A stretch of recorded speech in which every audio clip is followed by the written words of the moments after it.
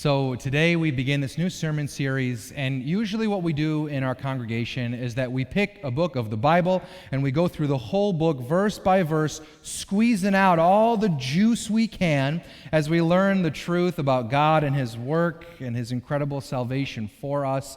And the wisdom and the guidance that brings. But every now and then, between books of the Bible, we take an opportunity to study something a little more topical. And this series is going to look at our households and show us that they are much more significant than we think.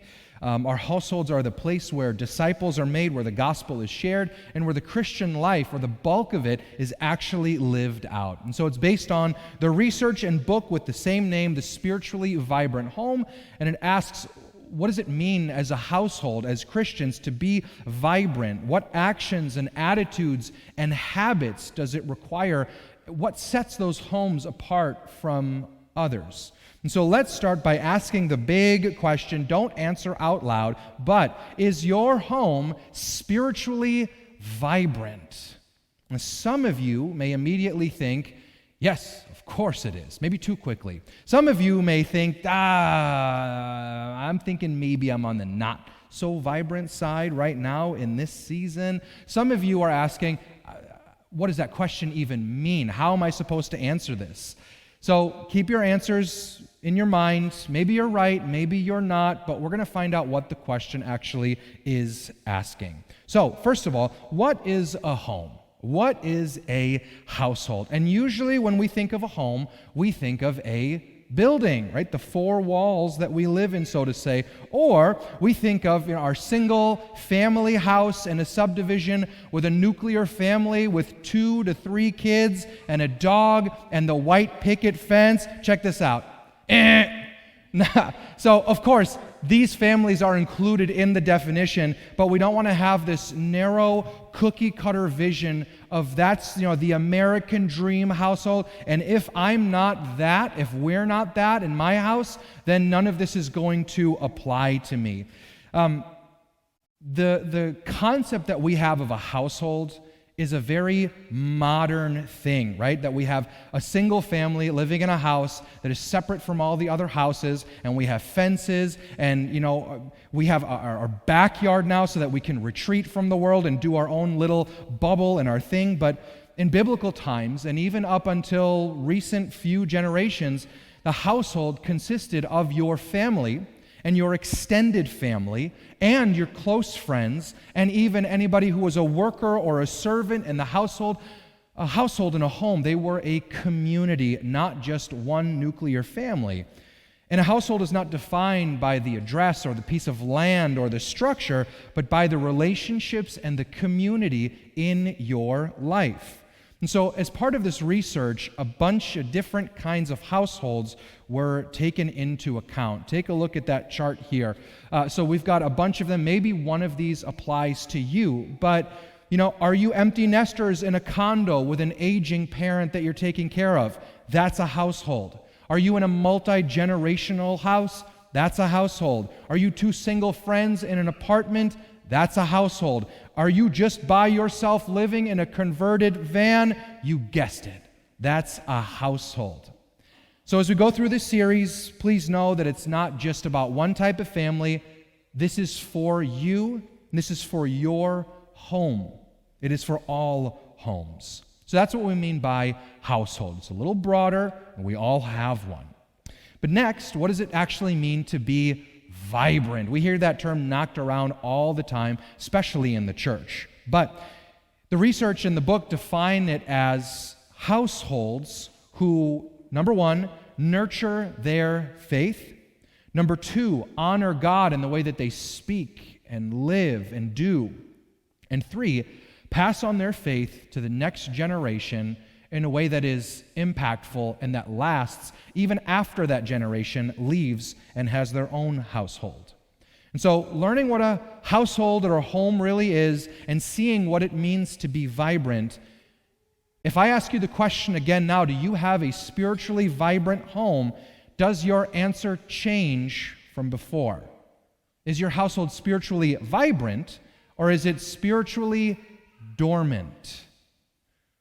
And why am I asking you this question in the first place? Is it to make you feel bad about not being spiritual enough? Is it to guilt you into praying more as a family, to get an angry God off of your backs? No, of course not. It's neither of those. The reason we're asking the question is because it's really important. Something greater is going on here. Your home matters to God, and it is an essential part of His work and His mission in this world. So if you answered, yes, we actually are vibrant, that feels pretty good to be able to answer that. Well, we're going to, over the next few weeks, discover how we can lean even more into that rhythm of life. And if your answer was, we might be on the dormant side, well, then we will gently wake that sleeping bear from its hibernation and get your household out of that cave, because dormant does not mean dead. It just means that you're out of the rhythm that God has created for your household, okay? Now, we often see homes and households as insignificant. We just look at our house, we look at our family, and we think of it as the place where we spend time in between the real moments of life. When we're not at our schools or working or playing sports or doing things that are out and about and fun, in our minds we've relegated the home to the place where we eat and we sleep and nothing more. But I want to tell you that what happens in our households, that is real life. That is the important. We spend time in our households, and this time when you look back, especially like after you grow up, looking back at your household and reflecting on your current one, when you take a little bit of a bird's eye view, you find that time spent in the household, in those relationships, in that community, they are the most important, most formative, and most impactful times of your entire life. But we don't think of it that way, because time spent in our households is ordinary time. And for us, ordinary is just kind of lame, isn't it? It's boring, it's insignificant. We don't like to be ordinary. The car rides and the drop-offs, the appointments, the chores, the dinners at the table and the cooking, every single day, rinse and repeat. There's only so much of ordinary that you can take, right? But ordinary does not mean meaningless. Not at all. I want you to take a look at what Martin Luther has to say about the ordinary, about the mundane, about the maintenance of the household. And as we're reading here, we know that he is writing to mothers who are in the household, taking care of things, taking care of the children, a thankless job, a mundane job, a tiring job. And so Luther says, our natural reason takes a look at married life, and she turns up her nose and said, alas, must I rock the baby and wash its diapers and make its bed and smell its stench and stay up nights with it, take care of it when it cries and heal its rashes and sores. I know, but do I have to cook another meal? Do I have to drive another person around? Do I have to attend that PTA event? Do I have to always be looking out for someone else? Do I have to all the time? The mundane is boring. The mundane is lame. The mundane takes effort just to maintain something that's always the same. But what then, says Luther, does Christian faith say to this? It opens its eyes. It looks upon all these insignificant, distasteful, and despised duty in the Spirit, and is aware that they are all adorned with divine approval as with the costliest gold and jewels. He said that the ordinary does not mean insignificant or unimportant. Luther argues that these ordinary tasks are the most significant ones, and that the ordinary is very, very powerful. And it sneaks up on you in your household. But think about how these moments shape you when you're driving your kid, and all of a sudden, while they're in the back seat, they ask these profound questions that you'd always hoped your kids would ask, out of all places and times now when we're driving to school and you get to teach them the things that are important in life. Or when they see you showing patience to somebody at the checkout when the return isn't quite going your way. We see each other having compassion on a stranger when they encounter problems, being hospitable to others so that they would know the love and community that we have. We practice forgiving one another in the household. Sometimes we see that classmate of our kids who wants to be baptized just because they came over and played a few times from their interactions. So out of this ordinary, mundane, everyday, always the same, we start to see this is actually the stuff of God's work. It is beautiful. It is precious. It is impactful. And so just because it's ordinary doesn't mean it doesn't matter. The home is the first and most important unit of our society. It really does matter. So we can see here on this chart, at the center of everything we do and everything we are is our identity as a child of God. And then He places us into this world with different, what we call vocations or callings. And at the very first is our home. You are called to be a mother or a father, a son or a daughter, a husband or a wife, or just somebody who is in your household. Single or married, kids or not, your home is important. And no matter what situation in life you are always part of a home and a household. Okay?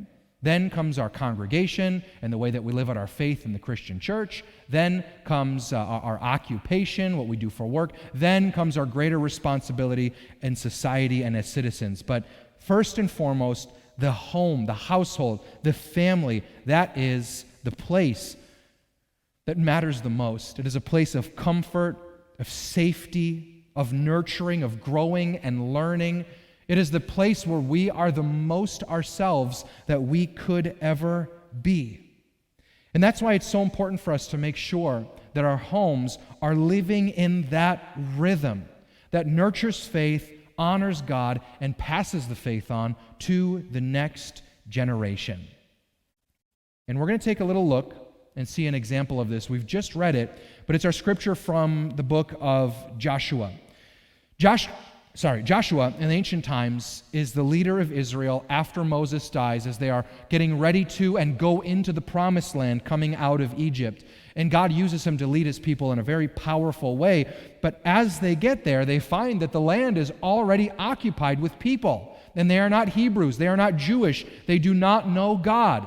And so they spend their whole lives following these different false gods, and they worship idols, and they participate in ritual orgies, and they sacrifice their children.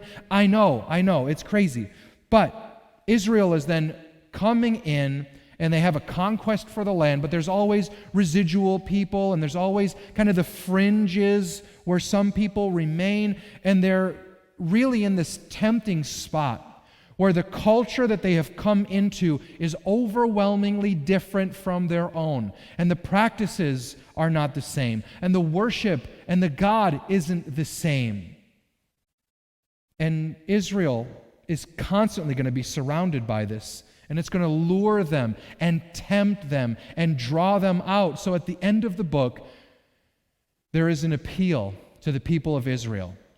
They have a choice to make as they are in this new land.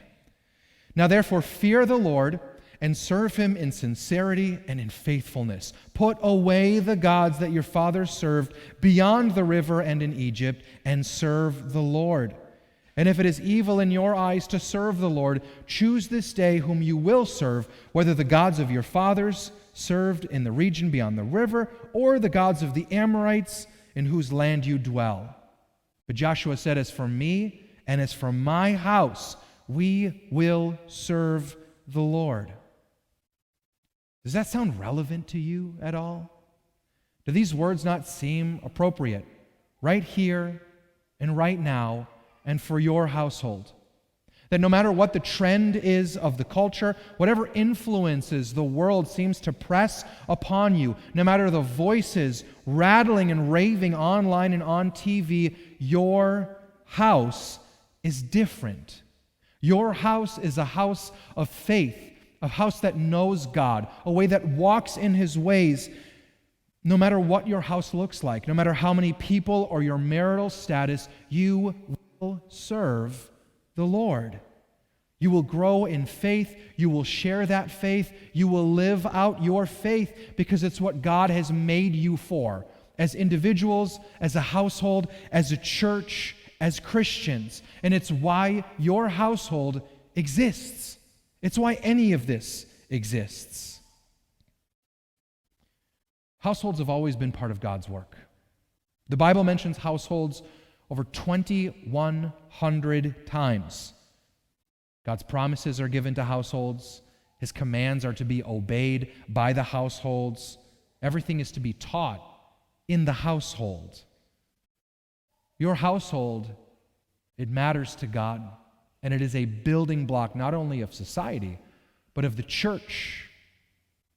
Did you know that in the early days after Jesus was raised, churches met in homes? Because they had no buildings, first of all. But even when they had buildings, they still gathered in their homes for meals, to share their lives together, to devote themselves to prayer. Acts 2:42, we see it right here. They devoted themselves to the apostles' teaching and the fellowship, to the breaking of the bread and the prayers. The early church spread through the world in those early house churches. See here, the church of Asia send you greetings. Aquila and Priscilla, together with the church in their house, send you hearty greetings in the Lord. When you go to a new town as an apostle, as a disciple, there's no church that you can go to because there's no Christianity yet. The house is where it all happens. And even today, especially in places where Christianity is illegal, where there is persecution, the underground church thrives in people's homes.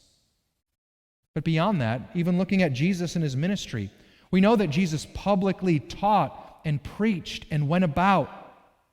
But we can't forget the way that Jesus was intentional about being in the home. Maybe you remember the story of Zacchaeus, a little guy, right, who was the least likely to engage with Jesus or come to faith. But here's what happens. He entered into Jericho and was passing through, that's Jesus, and behold, there was a man named Zacchaeus. He was a chief tax collector, and he was rich, the worst kind of person, okay? And he was seeking to see who Jesus was, but on account of the crowd, he could not because he was small in stature. So he ran on ahead and climbed up to a sycamore tree to see, for he was about to pass that way. And when Jesus came to the place, he looked up and he said to him, Zacchaeus, hurry and come down, for I must stay at your house today. We see as well as he calls Matthew, right? Jesus passed on. He saw a man called Matthew sitting in his tax booth, and he said, follow me. And he rose and he followed him. And as Jesus reclined at the table in the house, behold, many tax collectors and sinners came, and they were reclining with Jesus and his disciples. Jesus knew the impact of the house, and he conducted ministry. He was effective in the house. He drew people to himself in that context of community and a family. So I think my point is made. Your home matters more than you thought, more than you can even imagine. God is at work in your house. God is bringing people to the gospel through your house. And that means we can't be casual about our faith at home. We don't want to be spiritually dormant. We want to be spiritually vibrant homes for the sake of our own household, for the sake of the church on earth, and for the sake of the people of this world who don't know Jesus yet. So that Jesus is known not only in your house, but through your house as well. But what makes a household actually spiritually vibrant, right? We know what the end result is and what we can observe, but what are the actions? What are the things that they do that we can do that actually work? Over the next few weeks, we're going to hear and read about all of this and what the research found. In the book, it breaks the research down into 3 distinct categories. Okay? Spiritual households engage in messy prayers. That is time with your family, in your household, that is spent to praying together, reading scripture together, having a devotional life together. And the reason it's messy is because, well, raise your hand if you have a perfect prayer and reading and devotional life at home with your family. Actually, I should take this down. That's what I thought. Life is messy. Schedules get jumbled. We barely find time to do anything. You know what my wife and I have been craving for 6 weeks? A meal that's actually hot, right? I've just been wolfing down cereal in like the in-between times of parenthood, and it's a joy, of course, but I mean, life is messy. Things fall to the wayside. But in these homes, prayer and scripture and devotion does not. And maybe it's done, guaranteed it's done, imperfectly. You're never going to hit that perfect streak. You're never going to hit every day. You're not always going to do it. But the fact that they continue to try and they do anything, that's significant. The second one is loud tables. Families who are vulnerable with one another. Families who discuss their lives and their faith, their fears and their joys, their hopes and their dreams. Families that are transparent and very engaged relationally and available emotionally for one another. These are the homes that make a difference. And homes with open doors that practice what we're going to find is radical hospitality, not just for your friends and your family, but just the same for strangers and people that we might be uncomfortable with. Each and every single one of these is a good habit for the home. And you may look at these and you might say, hey, I do that one, and that's great.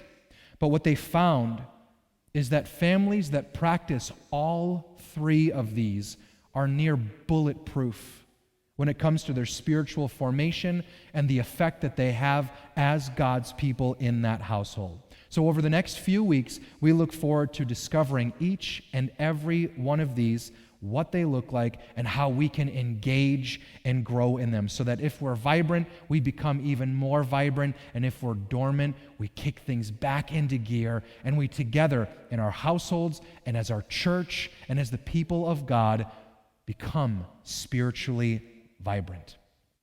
Now, as we close, I want you to remember to pick up your books, get them on Amazon. If you forget what the book is called or what it looks like, just give me a text or an email or a call, and I'll send you the link. And then for this week, I'm going to give you homework. Oh, no. Actually, it's a really good read. It's a really quick read.